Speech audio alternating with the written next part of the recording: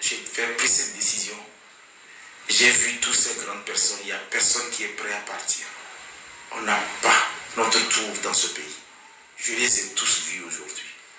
J'ai vu tous ces vieux, tous ces vieilles, toutes ces grandes dames qui ont l'âge de nos grands-mères, qui se sont accrochées à leur fauteuil, à leur fête.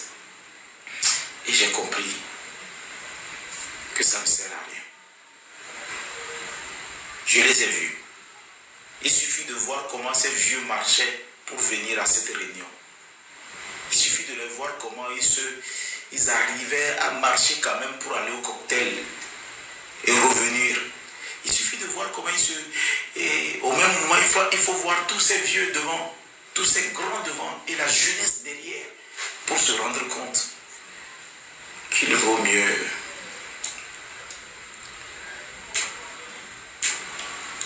je suis obligé de le dire. J'ai commencé par flasher, mais les gens ne savent pas. Moi, je suis comme ça. Je prends la peine d'étudier. Mais demain, nous serons présentés comme l'échec de ce système. Nous serons présentés comme la honte. Parce que si nous avons échoué, si nous ne sommes pas pris en compte, pourtant c'est nous la face, c'est nous les toilettes publiques. C'est nous qui sommes publics. C'est dans nous qu'on rentre pour voir si l'eau marche dans le ministère. C'est nous qu'on voit. Et on a joué ce rôle-là depuis. Et les gens peut-être ont mangé sur notre nom. Ils en mangent toujours. Il faut les voir dans leur grosse veste. Il faut les voir dans leur voiture. Il faut leur voir comment le protocole les aligne, les met pour voir que ces gens-là ne partiront pas. Ils ne partiront pas. Les gens sont prêts à mourir même et être enterrés en fonction.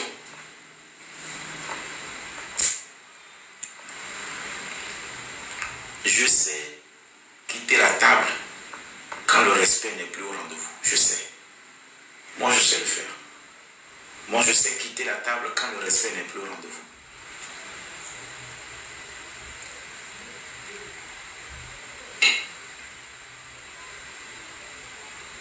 Le travail que nous sommes en train de faire, ils n'ont jamais considéré ce travail. C'est leur travail que nous sommes en train de faire. Malgré que nous sommes payés, nous ne sommes pas payés. Ils devaient juste être un peu reconnaissants. On n'est pas payés. C'est leur travail. Nous formons la jeunesse, nous sensibilisons la jeunesse, nous éduquons la jeunesse, nous renforçons la capacité de la jeunesse. Dans l'intérêt de qui? Dans l'intérêt de qui? Quand nous inculquons les bonnes valeurs aux jeunes, c'est dans l'intérêt de qui? Nous ne sommes pas officiels, nous ne sommes pas payés, mais nous voulons un peu de reconnaissance. Un peu de reconnaissance. Parce que l'athlète qui court, qui n'est pas supporté, arrivé un moment, il perd confiance en lui. Je vieillis. Ce que j'ai supporté il y a de cela 20 ans, je ne suis plus sûr avec mon âge que je peux encore le supporter. Vous savez, quand vous arrivez à un certain âge, vous pensez plus à la postérité. Vous pensez à ce que vous devez laisser. Ce n'est pas boire du champagne aujourd'hui qui m'intéresse. Ce n'est pas bien s'habiller qui m'intéresse. Ce n'est pas voyager qui m'intéresse. Je ne suis plus à la quête de la richesse. Je suis à l'abri du besoin. Mais je veux travailler, quoi. J'ai de la capacité. J'ai du potentiel pour faire quelque chose. Mais j'ai besoin qu'on me donne un rôle. Aujourd'hui, nous ne sommes plus à la quête de la richesse. Nous, là où on est, on ne cherche plus à devenir riche ou bien à avoir de l'argent. On arrive à vivre. C'est-à-dire on n'est pas riche, mais on est à l'abri du besoin. Et quand vous êtes à l'abri du besoin, vous ne cherchez plus à gagner de l'argent. Vous cherchez à investir. Vous cherchez à travailler. C'est ça qu'ils n'ont pas compris. Mais quand je les vois, eux, qui ont amassé autant d'argent, mais qui ne vivent pas d'ailleurs, parce que je ne vois pas comment ils vivent avec tout ce qu'ils ont amassé comme argent. Je sais pas. Ils ont de l'argent qu'ils n'utilisent pas. Ils ont de l'argent qu'ils n'exploitent pas. Je ne sais pas qu'est-ce que ça dit. Je ne sais pas s'ils meurent demain, on va les enterrer avec tout ce qu'ils ont amassé comme sous. Parce que moi, là où je suis, je ne cherche plus à avoir de l'argent. Je cherche à travailler. Je veux m'occuper. J'ai de l'énergie qui n'est pas utilisée. Et arrivé à un moment, je me sens...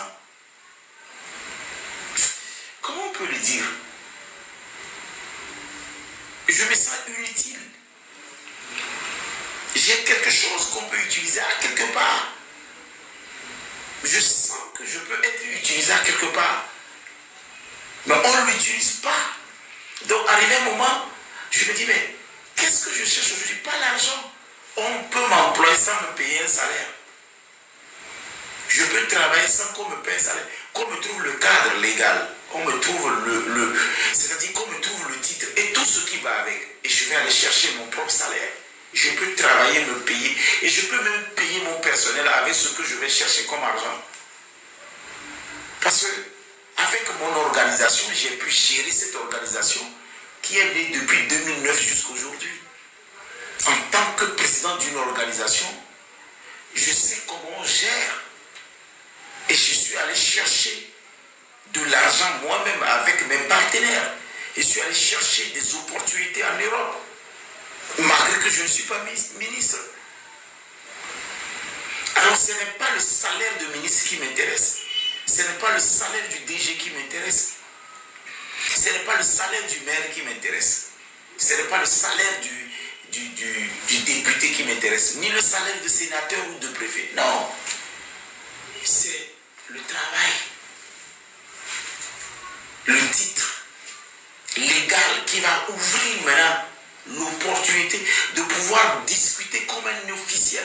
Quand tu rencontres un partenaire, que tu puisses te présenter comme un officiel, pas comme une organisation de la société civile qui est obligée d'écrire des lettres à des DG de société pour être subventionné pour un projet. Si le DG ne subventionne pas le projet, ça veut dire que tu ne travailles pas. Mais tu ne vas pas chercher de la subvention pour manger. C'est là où vous ne me comprenez pas. Je n'écris pas des lettres au DG pour payer mon courant. Je n'écris pas les lettres aux sociétés pour payer, comme on appelle, et je ne sais pas. C'est pas ça, c'est pas pour ça que j'écris des lettres. J'écris des courriers en tant que président d'organisation parce que j'ai un projet qui nécessite du financement. Et je suis une organisation à but non lucratif.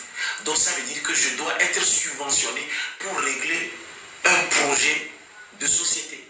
Alors quand je finis d'écrire le projet, il faut que j'attende la société pour financer le projet. Et des fois, tu attends 1 mois, 2 mois, 3 mois pour qu'on te dise, on n'a pas de budget. Alors vous imaginez un officiel qui travaille pour le gouvernement, il n'a pas besoin de faire comment on appelle, des dos ronds. Quand tu adresses un courrier à une société, quand le projet est viable, le projet rend un service à une communauté, comme c'est un officiel, mais la société va vouloir utiliser ce ministère ou ce nom pour être visible. C'est comme une société privée qui accompagne un officiel et le mécénat là-bas est validé. Parce que les sociétés ne veulent plus faire du mécénat. Ils veulent être exonérés des impôts.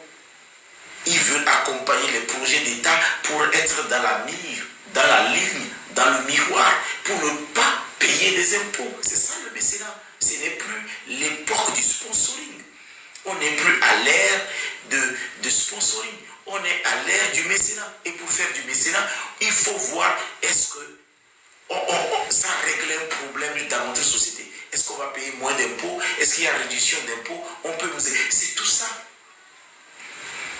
Donc si en tant que président d'une organisation légalement installée depuis 2009 jusqu'à 2025, l'État ne m'accompagne pas à subventionner des projets citoyens, la caravane civique, le marathon de Noël, la caravane civique chaque avril, je l'ai fait 10 ans. Le marathon de Noël, chaque chaque décembre, je l'ai fait 10 ans en allant chercher moi-même les partenaires. Il faut voir comment on court de bureau en bureau. Juste pour que chaque décembre, les enfants repartent à la maison avec des glaces, des cahiers, du riz, de l'eau, des jouets, du vivre, où nous encourageons les jeunes, ce qu'on appelle la culture de l'excellence dans le milieu scolaire, dans le sport, le challenge. Et je suis allé chercher moi-même des partenaires des fois, qui nous demandent pourquoi l'État ne nous accompagne pas. Parce que ce projet rentre dans la droite ligne des objectifs de solidarité du social de l'État. Des partenaires nous demandent ça. On n'arrive pas à répondre. On n'est jamais allé vers l'État. L'État nous a subventionné. On n'a pas apporté un projet qui mérite 10 millions et l'État a donné 5 millions. Des fois, on te donne 0,5% de ton budget, mais tu veux réaliser le projet parce que tu veux exister en tant qu'organisation. La caravane civique, je l'ai fait 10 ans. Il n'y a qu'une seule fois où l'État m'a accompagné sur le projet qui coûte 11 millions avec 1,5 million. Je ne compte pas les 10 éditions. Sur une édition, on dépense plus de 11 millions. Je peux prendre cet argent pour construire une maison, vivre décemment, avoir des voitures en gogo. Je peux m'installer à Paris, en Belgique, en Allemagne, quelque part, passer la belle vie. J'ai vu beaucoup d'artistes le faire. Assou et Ouezepe, ils sont là-bas. Les Racinois, ils sont là-bas. Ali Diez, ils sont là-bas. Ils font rarement la musique, ils se sont consacrés à leur personne. Je pouvais le faire parce que j'ai l'opportunité. Mais l'amour pour mon pays passe avant. C'est pourquoi cette organisation, contre vents et marées, je continue par écrire des courriers. Et des fois, tu vois des sociétés te dire, ouais, si c'est personne, on ne l'accompagne pas. Pourtant, le projet règle un problème communautaire. Ça veut dire qu'ils ont mis même personne devant la communauté. Alors, vous imaginez que ce personne devienne officiel demain. Alors là, on peut demander à l'État d'intervenir. Parce que le projet règle un problème communautaire. Mais là, on est à titre privé. Et la caravane civique. Cette caravane civique qui sillonne toutes les étendues du territoire. En faisant la promotion de la citoyenneté, l'éducation, le civisme.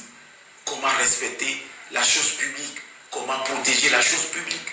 Comment porter les casques. Comment ne pas violer le feu rouge. Comment respecter le code de la route. Ne pas avoir les scènes. La caravane civique, je l'ai fait 10 ans. C'est mon projet.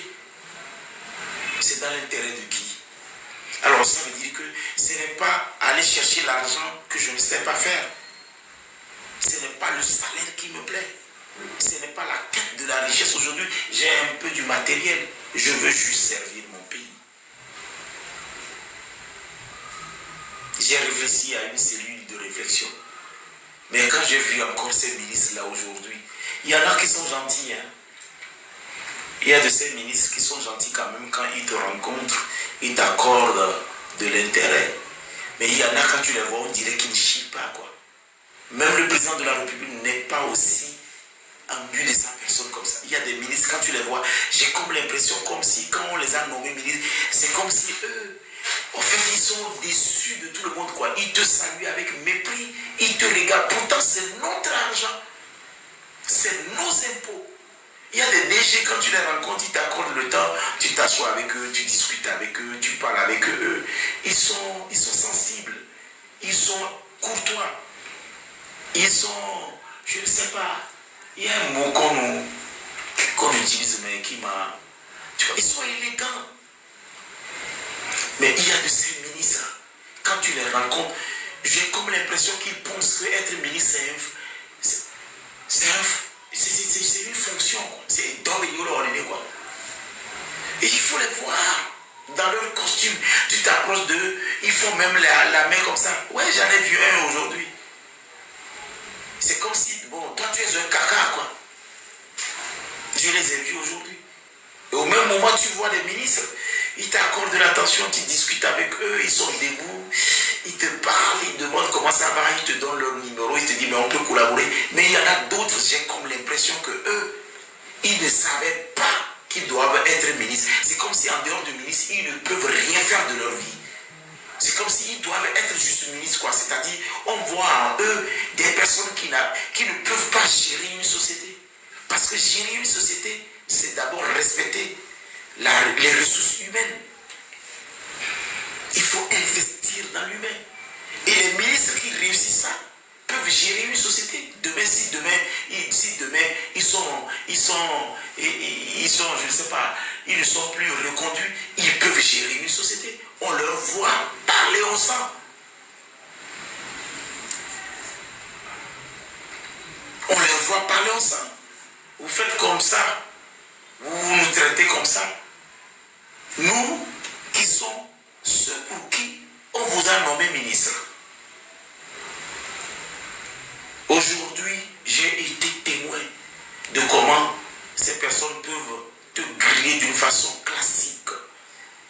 Ils peuvent te griller d'une façon inconnue. C'est la politique, quoi. Tu ne vas même pas savoir que c'est tel ministre qui a donné telle instruction, c'est tel DG qui a donné telle instruction parce qu'on a appelé ton nom. Et ils ont grillé tout. Ils sont là. Leurs communicateurs sont là. Les personnes qui copient ces vidéos aussi sont là. Les personnes qui leur rencontrent sont là. Ils sont là, ils sont en train de vous regarder. Je vous jure qu'il y a quelque chose que vous ne comprenez pas. Peut-être un jour vous allez vous réveiller dans votre cercueil. Parce que vous ne rendez pas service à ces ministres quand vous copiez nos vidéos qui n'apportent rien. Vous ne rendez pas vraiment service au président. Vous n'êtes pas des bons conseillers. Parce que vous ne rendez pas les comptes qu'il faut. Vous allez vous réveiller un beau jour dans un cercueil mort. Parce que la nature aura eu raison de vous. La nature va vous appeler. Ne soyez pas étonnés. Parce que c'est une réalité. Quand vous êtes contre la nature, parce qu'il y a des personnes qui travaillent en symbiose, en harmonie avec la nature, parce que la nature les aime, vous allez être étonnés de vous retrouver vos voitures sous des titans ou dans des ravins, où vous allez vous réveiller avec un mal incurable et vous allez tirer révérence parce que vous ne voulez pas permettre à quelqu'un de régler un problème de la nature. Ni le CVV lo, ni angbalé blonamilo, ni amelo la, ni mi va blonbré kabé mi le CVV à ça mais la carotilo. Je vous jure, je vous préviens. Nous sommes certaines personnes, le jour où on va dire que ça ne va pas, tout le monde va croire. C'est là qui est dangereux. Le jour où nous allons dire que vous n'êtes pas crédible, tout le monde va croire. Le jour où on va dire que vous n'êtes pas bon, tout le monde va croire. Parce que nous vous avons côtoyé. Nous avons fait 20 ans avec vous. Nous avons fait 20 ans avec vous. Le jour où nous allons dire que ça ne va pas, le monde va croire. Parce que nous nous sommes approchés de vous. Nous sommes restés proches de vous. Vous n'avez pas à gagner. C'est pourquoi nous, certaines personnes, on fait beaucoup d'attention. On ne veut pas dire certaines choses. On fait tellement beaucoup d'attention parce que l'enjeu est énorme. Alors que vos conseillers, que vos amis, les personnes qui copient les vidéos, qu'ils sachent que nous sommes certaines, nous sommes certains que vous ne savez pas ce que nous représentons comme influence. Sinon, vous n'allez pas faire ça. Les gens nous voient et disent que ça va. Les gens nous voient et disent que non. Les gens là, ils prennent soin des gens. Les gens nous voient et disent que non. Les gens là entretiennent les personnes qui sont avec eux. Et si jamais on ouvre la bouche, on dit vous ne faites rien un jour, je vous jure que vous ne serez même pas payé 1 franc. Et nous n'allons pas faire ce que les gens font, hein. Ce que les Agabambo, les marques font là. Nous n'allons pas faire ça.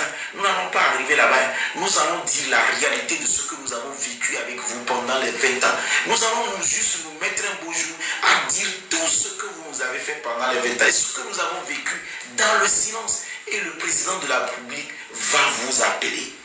Il va vous convoquer. Ce que le monsieur est en train de dire là, est-ce que c'est vrai? Appelez-moi ce monsieur et nous allons apporter les preuves sur la table et vous serez déçus. Ce soir, je reviens vers vous. J'ai vu comment vous êtes venus ce matin. J'ai vu comment vous le faites. Mais vous risquez de couper les branches ou la branche sur laquelle vous êtes assis. Nous sommes la face visible. Aucun ne sait les jeunes que vous nourrissez. Aucun ne voit les jeunes que vous remplissez des milliards. Les contrats que vous donnez à certains jeunes, aucun ne sait. Les marchés publics que vous leur donnez, personne ne sait.